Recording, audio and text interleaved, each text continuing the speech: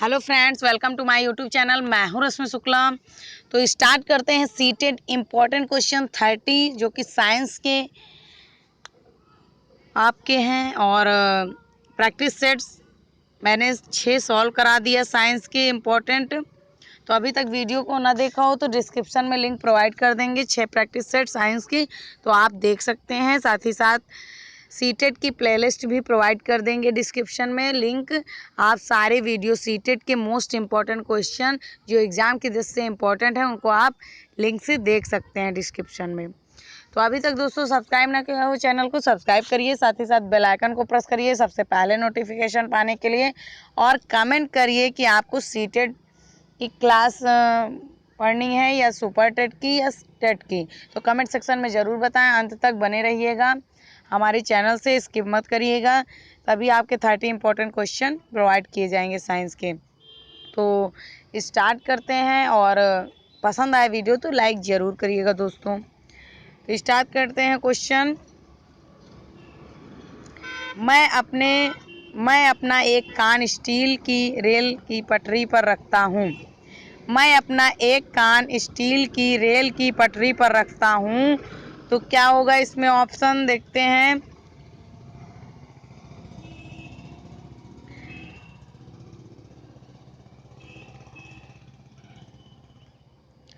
तो मैं आने वाली ट्रेन की ध्वनि वायु की तुलना में रेल की पटरी द्वारा शीघ्र सुन लेता हूँ। किसके द्वारा? रेल की पटरी द्वारा शीघ्र सुन लेता हूँ। तो मैं अपना एक कान स्टील मैं अपना एक कान स्टील की रेल की पटरी पर रखता हूँ, तो क्या होता है? मैं आने वाली ट्रेन की ध्वनि वायु की तुलना में शीघ्र सुन लेता हूँ। क्या है? शीघ्र सुन लेता हूँ। मैं आने वाली ट्रेन की ध्वनि वायु की तुलना में रेल की पटरी द्वारा शीघ्र सुन लेता हूँ। अगला क्वेश्चन देखते हैं। क्वेश्चन नंबर अगला, निम्नलिखित में से कौन सी पारिस्थिति शिक्षार्थियों को ज्ञान की खोज के लिए सर्वोत्तम अवसर प्रदान करती है? निम्नलिखित में से कौन सी परिस्थिति शिक्षार्थियों को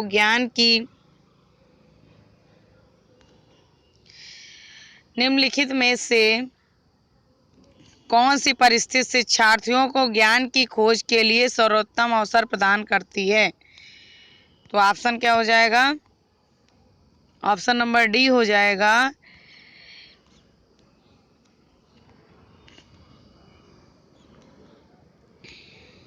विद्यार्थी दी गई सामग्रियों को स्वयं बनाए, बंद विद्युत परिपथ में रखकर उन पर चालक और अचालक विद्युत रोधी के लेबल लगा रहे।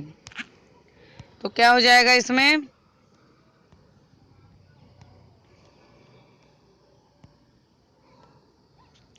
तो क्वेश्चन क्या है? निम्नलिखित में से कौन सी परिस्थिति शिक्षार्थियों को ज्ञान की खोज के लिए सर्वोत्तम अवसर प्रदान करती है? तो विद्यार्थी दी गई सामग्रियों को स्वयं बनाए, बंद विद्युत परिपथ में रखकर उन पर चालक और अचालक विद्युत रोधी के लेबल लगा रहे। तो किसी कार्य को प्रायोगिक रूप से करके सीखने की शिक्षण भी सबसे महत्वपूर्ण और ज्ञानवर्धक होती है। इसलिए विद्यार्थी दी गई सामग्रियों को स्वयं बनाए तथा उसके परिपथ पर चालक तथा अचालक का लेबल लगाए। ठीक है, अगला क्वेश्चन देखते हैं। निम्नलिखित प्रश्नों में तो क्वेश्चन और प्लस उसका सलूशन जल्दी जल्दी सॉल्व करते हैं। साइंस फिनिश होने के बाद संस्कृत स्टार्ट कर देंगे।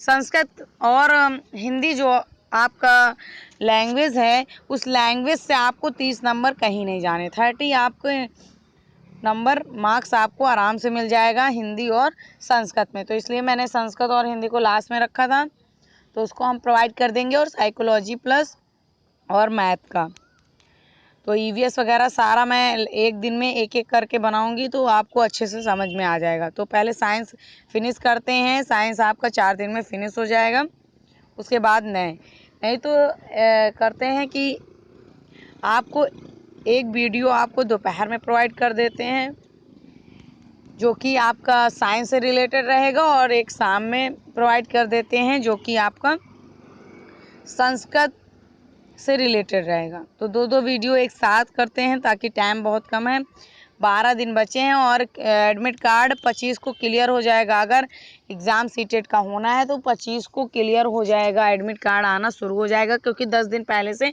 एडमिट कार्ड आते हैं सीटेट के। तो परेशान बिल्कुल ना हो, क्योंकि अभी तक की जानकारी के अनुसार साइड में देखा गया तो CTET.NIC.in पे भी अभी 5 जुलाई ही डेट शो हो रही है, और जो बुलेटिन सीटेट का है उसमें भी सर्च करके देखा गया तो 5 जुलाई ही। तो और जो फॉर्म था आपका सीटेट का जहां से फिलअप हुआ था ऑफिशियल वेबसाइट सरकारी रिजल्ट पे, वहां भी सीटेट की डेट 5 जुलाई ही शो हो रही। तो भ्रामक खबरों से दूर रहें, अफवाहों से दूर रहें, 12 दिन बचे हैं, नहीं तो एडमिट कार्ड आना जब शुरू हो जाएगा तो आपको प्रॉब्लम हो जाएगी कि मेरी प्रिपरेशन नहीं है। तो अभी से अलर्ट कर रहे हैं, क्योंकि प्रिपरेशन करोगे तो कभी वो घाटा नहीं जाएगा। आप अभी से पढ़ेंगे तो अभी से प्रैक्टिस सेट सॉल्व कर लेंगे, फिर दोबारा रिवीजन को मौका मिल जाएगा, तो कोई आपका नुकसान नहीं अगर पढ़ लेंगे तब भी लॉकडाउन में। तो स्टार्ट करते हैं अगला क्वेश्चन। निम्नलिखित प्रश्नों में से कौन सा मुक्त अंत वाला प्रश्न है? तो मान लीजिए यदि चंद्रमा अपना स्वयं का प्रकाश उत्सर्जित करता तो क्या तब भी इसकी कलाएं होती? तो ये कैसा है? मुक्त अंत वाला। ये कहीं से भी टॉपिक से हटके भी पूछ लिया जाता है। तो मान लीजिए यदि चंद्रमा अपना स्वयं का प्रकाश उत्सर्जित करता तो क्या तब भी इसकी कलाएं होती? तो ये क्वेश्चन कैसा है? मुक्त अंत वाला प्रश्न है। अगला क्वेश्चन देखते हैं। किसी आनत तिरछे समतल पर एक गेंद के द्वारा लुढ़कते हुए तय की गई दूरी और उस आनत तिरछे समतल के कोण के बीच के संबंध को एक ग्राफ बनाकर दिखाया गया है। यह निम्नलिखित में से किसका उदाहरण है? जो आनत तिरछे समतल पर एक गेंद के द्वारा लुढ़कते हुए तय की गई दूरी और उस आनत तिरछे समतल के कोण के बीच के संबंध को एक ग्राफ में बनाकर दिखाया गया है, निम्नलिखित में किसका उदाहरण है? तो ये निर्वचन और व्याख्या करना।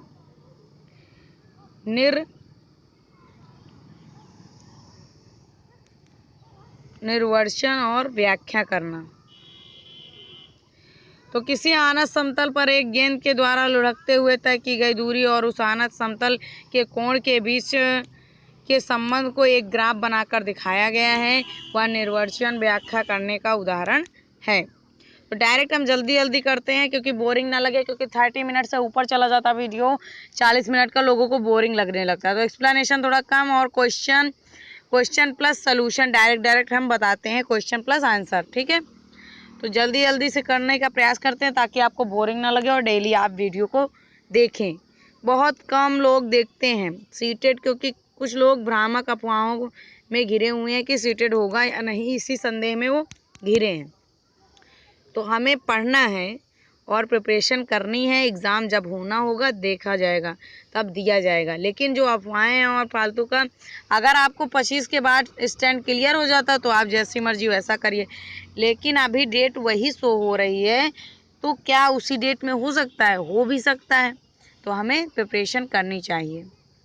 तो क्योंकि हम देखते हैं सीटेट और सीटेट का अगर हम वीडियो बनाते हैं तो सीटेट में वो रिस्पांस हमें नहीं मिल पा रहा है जो हमें 69,000 अपडेट में मिल रहा है। तो इसलिए लगता है कि सीटेट कोई पढ़ ही नहीं रहा है। तो कम से कम उत्साहवर्धन करिए, देखिए वीडियो को और लाइक करिए, कमेंट करिए और सब्सक्राइब करिए, तो मेरा भी मन लगे कि सीटेट के वीडियो प्रोवाइड किए जाएँ। ठीक है दोस्तों, तो मेरे मन में जो था मैंने बताया। तो क्वेश्चन स्टार्ट करते हैं। निम्नलिखित में से कौन सा उच्च प्राथमिक स्तर पर विज्ञान शिक्षण का वांछित उद्देश्य नहीं है? तो विज्ञान की प्रक्रियाओं और विषय वस्तुओं को याद करके उपलब्ध ज्ञान प्राप्त करना। तो विज्ञान शिक्षण का वांछित उद्देश्य नहीं है। क्या नहीं है? तो विज्ञान की प्रक्रियाओं और विषय वस्तुओं को याद करके उपलब्ध ज्ञान प्राप्त करना, ये विज्ञान शिक्षण का वांछित उद्देश्य नहीं है। अगला क्वेश्चन देखते हैं।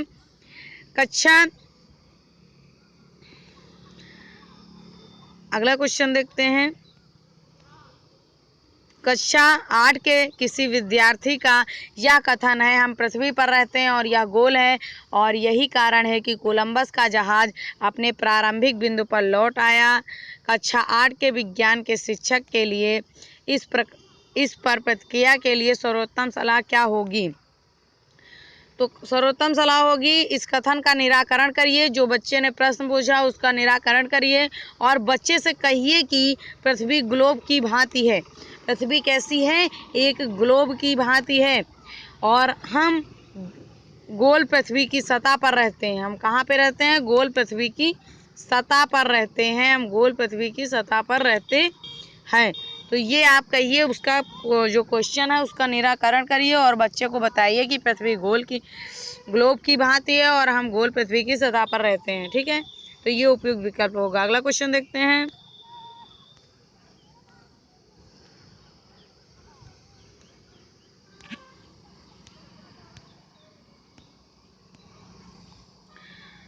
अगला क्वेश्चन आपका, मानव नेत्र में शलाकाओं और शंकुओं के विषय में सही कथन का चयन कीजिए। शलाकाओं और शंकुओं के विषय में सही कथन का चयन कीजिए। तो शंकु तीव्र प्रकाश के लिए सुग्राही होते हैं। जो शंकु होते हैं वो तीव्र प्रकाश के लिए सुग्राही होते हैं। तो देख लीजिए, मानव नेत्र में शलाकाओं और शंकु तीव्र प्रकाश के लिए सुग्राही होते हैं। तो आपको ये समझ में आ गया होगा, शंकु क्या है? शलाकाओं। तो ये मानव नेत्र के ही भाग हैं। जो मानव नेत्र में शलाकाएं होती हैं और शंकु होते हैं, उन्हीं को पूछा गया है। तो मानव नेत्र में जो शलाकाओं और शंकु तीव्र प्रकाश के सुग्राही होते हैं। यह ऑप्शन सही होगा। अगला क्वेश्चन, निम्नलिखित पदों पर विचार कीजिए।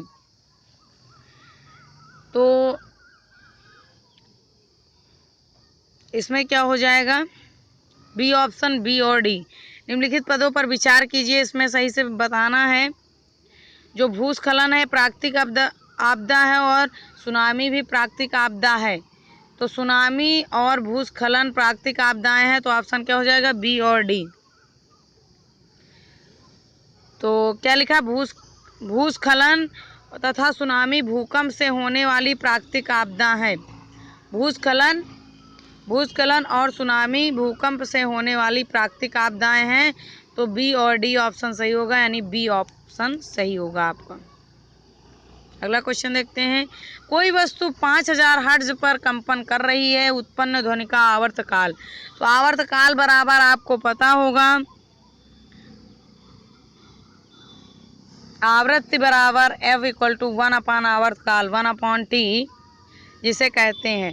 तो दिया गया आवृत्ति F बराबर 5000 हर्ट्ज, आवर्तकाल T बराबर अल्फा और सूत्र आवृत्ति बराबर F बराबर 1/T या 1 आवर्तकाल। तो रख दीजिए 1 क्या रखेंगे? 5000 रखेंगे। 1/5000 बराबर डिवाइड करेंगे 0.00002। तो 0.0002 सेकेंड आपका आंसर आ जाएगा। तो कितना हो जाएगा उत्पन्न ध्वनि का आवर्तकाल? 0.002 सेकेंड। तो F इक्वल टू 1/T होता है, तो आप याद रखिएगा। अगला क्वेश्चन देखते हैं। विज्ञान शिक्षा के द्वारा छात्रों में अभिव्यक्तियों एवं मूल्यों के विकास के मूल्यांकन के लिए निम्नलिखित में से कौन सी तकनीक सबसे अधिक उपयुक्त होगी? विज्ञान शिक्षा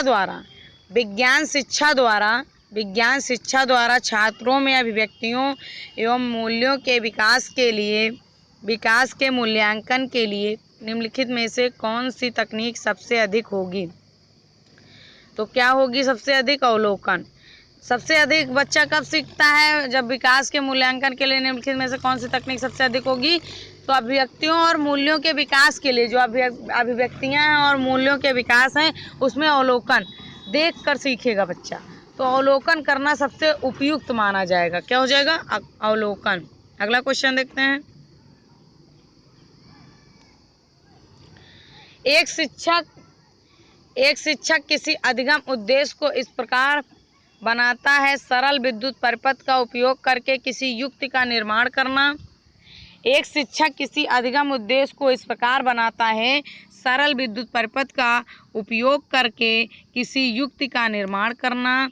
यह अधिगम उद्देश्य नीचे दिए गए किस संज्ञानात्मक प्रक्रमण से सुमेलन करता है। तो सरल विद्युत परिपथ का उपयोग करके किसी युक्ति का निर्माण करता है, तो ये सृजनात्मक प्रक्रमण से सुमेलन करता है। प्रक्रमण से सुमेलन करता है किससे? सृजना से। किससे? सृजनात्मक। संज्ञानात्मक प्रकरण किससे सुमेलन करता है? सृजना से। तो जब शिक्षक किसी अधिगम के उद्देश्य को इस प्रकार बनाता है कि सरल विद्युत परिपथ का उपयोग करके किसी युक्ति का निर्माण करना हो, तो इसमें शिक्षक एक नई युक्ति बनाना चाहता है जो दैनिक जीवन में काम आ सके, अर्थात सर्जना संज्ञानात्मक प्रक्रम में सुमेल करता है। तो ऑप्शन क्या हो जाएगा? बी, सर्जना। सृजना क्या हो जाएगा? सृजना या सर्जना कह सकते हैं। ठीक है। अच्छी विज्ञान शिक्षा को कुछ आधारभूत वैधता को पूरा करना चाहिए। अच्छी विज्ञान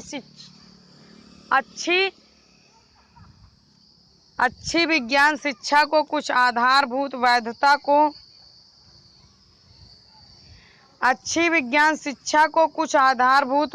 को पूरा करना चाहिए। उच्च प्राथमिक स्तर पर कक्षा 6 के पाठ्यक्रम में छाया बनने के संप्रत्यय द्वारा निम्नलिखित में से कौन सी वैधता का सर्वाधिक औचित्य से पालन होता है? तो अच्छी विज्ञान शिक्षा को कुछ आधारभूत वैधता पूरा करना चाहिए।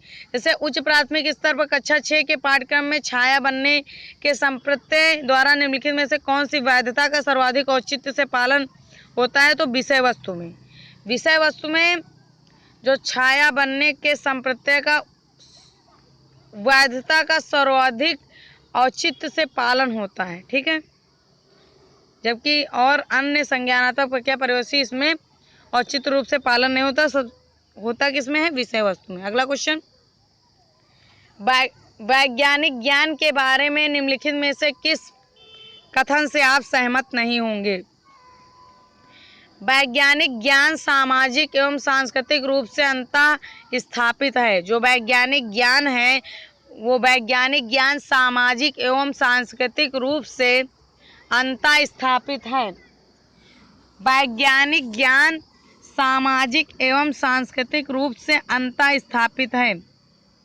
वैज्ञानिक ज्ञान क्या है? सामाजिक एवं सांस्कृतिक रूप से अंतः स्थापित है। ठीक है। अगला क्वेश्चन, निम्नलिखित ग्रहों में से किसका अपना कोई उपग्रह नहीं है? निम्नलिखित में ग्रहों में से किसका अपना कोई उपग्रह नहीं है? तो बुध और शुक्र मात्र ऐसे ग्रह हैं जिसका कोई उपग्रह नहीं है। तो बुध और शुक्र का कोई उपग्रह नहीं है। तो बुध तथा शुक्र के पास कोई उपग्रह नहीं है, जबकि बृहस्पति के पास सर्वाधिक 64 उपग्रह हैं। ठीक है। अब बढ़ गए हैं, 67 हो गए हैं। ठीक है। तो निम्नलिखित ग्रहों में से किसका अपना कोई उपग्रह नहीं है? तो शुक्र का। अगला क्वेश्चन देखते हैं,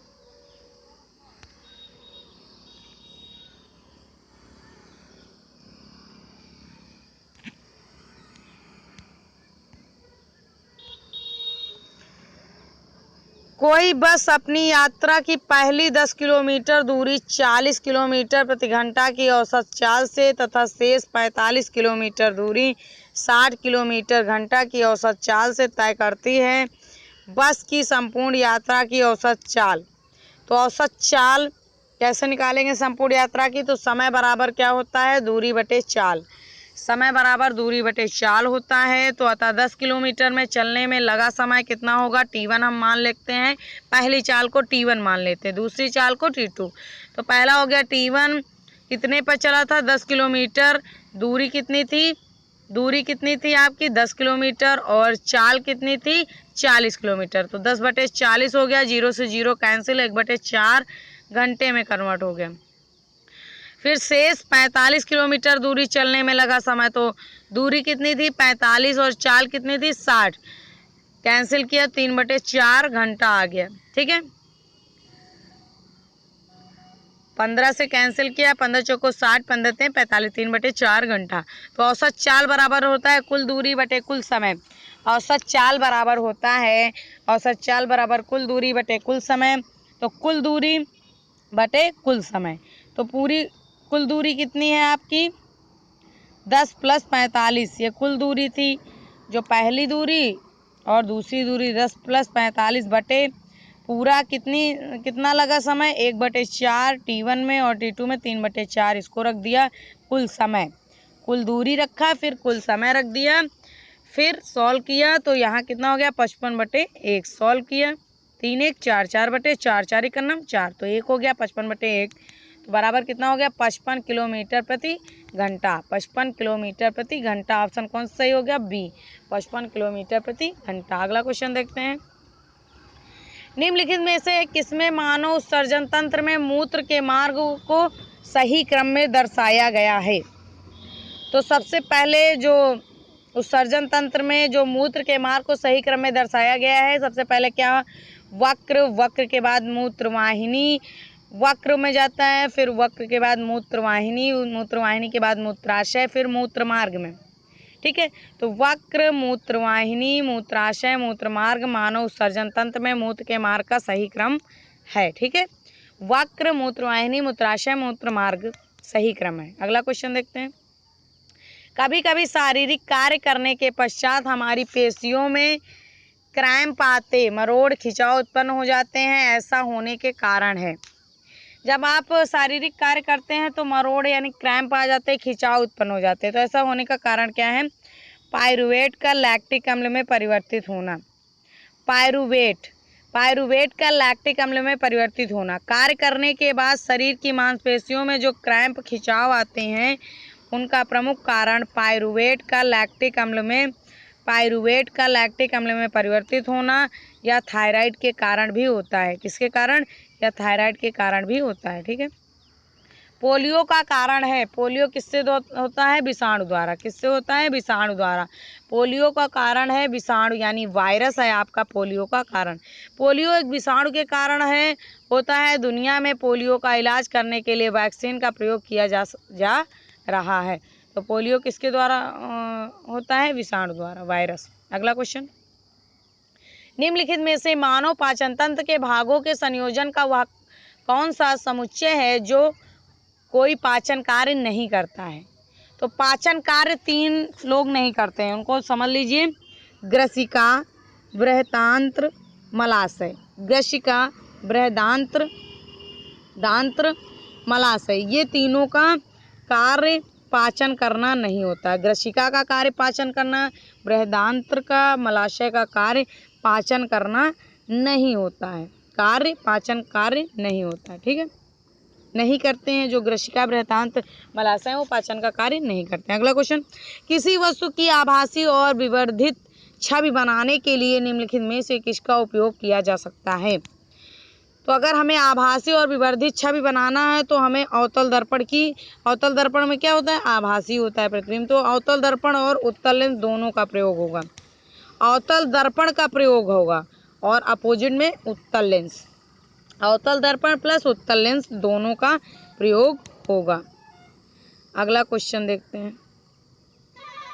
निम्नलिखित जंतुओं में से रोमैंथी रूमिनेंट जंतुओं का समुच्चय चुनिए। रोमैंथी रूमिनेंट जंतु क्या होते हैं? समझ लीजिए।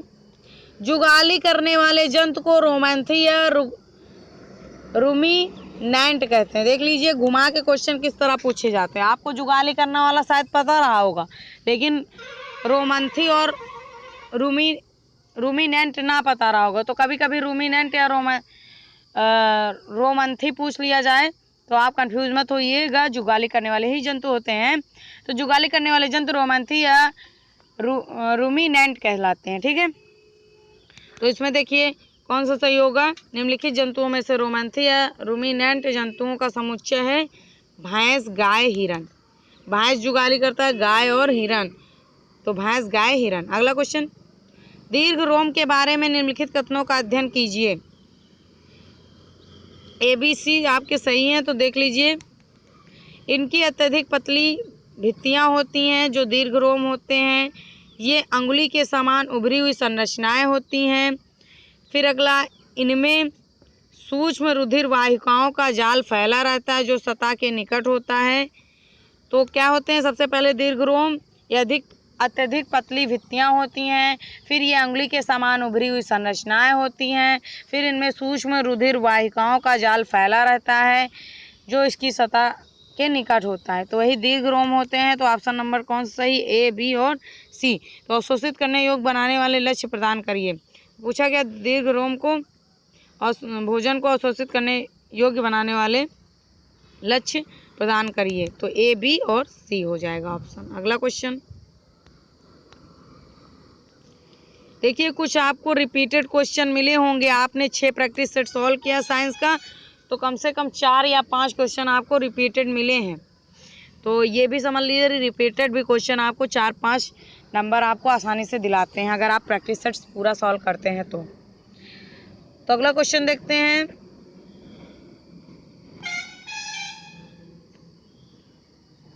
इनमें से पौधों का ऐसा युगल चुनिए जिनमें 2 या 2 से अधिक खाने योग्य भाग होते हैं। तो अब 2 या 2 से अधिक खाने योग्य भाग, तो ए और डी, केला हो जाएगा और डी कद्दू हो जाएगा। देखिए कैसे, आप केला तथा कद्दू के 2 भागों को खाया जाता है। केला तथा कद्दू के 2 भागों को खाया जाता है। केला के पुष्प, जो केला के फूल होते हैं यानी पुष्प, और फल को खाया जाता है। फल भी खाया जाता है और पुष्प भी केला का खाया जाता है। अगला, जबकि कद्दू के फल तथा बेल खाने के कार्य में लाया जाता है। जो कद्दू के फल होता है उसको खाने के कार्य में, और बेल खाने के कार्य में लाया जाता है। तो दोनों क्या है, खाने योग्य भाग होते हैं और दोनों का युगल एकदम सही है, ए और डी। अगला क्वेश्चन देखते हैं। कोई 6 किलोग्राम द्रव्यमान का पिंड किसी घर्षण रहित क्षैतिज पृष्ठ पर 3 किलोमीटर प्रति सेकंड के एक समान चाल से फिसल रहा है। इस पिंड को इसी चाल से इसी सरल रेखा के अनुदिश गति कराने के लिए आवश्यक बल। कोई 6 किलोग्राम द्रव्यमान का पिंड किसी घर्षण रहित क्षैतिज पृष्ठ पर 3 किलोमीटर प्रति सेकंड की एक समान चाल से फिसल रहा है। इस पिंड को इसी चाल से इसी सरल रेखा के अनुदिश गति कराने के लिए आवश्यक बल है। क्या हो जाएगा, 0 न्यूटन। कैसे होगा, जानिए एक्सप्लेनेशन।